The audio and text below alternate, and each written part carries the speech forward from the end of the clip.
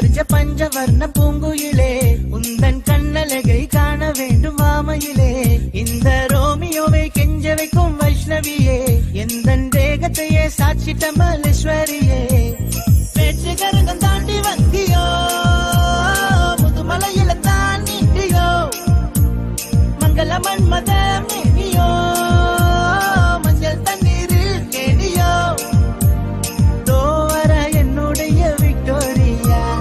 அவ இல்லாத நான் வெறும் சோம்பேறியா நான் காதலுக்குன்னு காத்திருக்க வெளியிரண்டும் பூத்திருக்கேன் வா பெண்ணே நீ லாய் லாய் என்னோடு லாய் லாய் கிவியாவியும்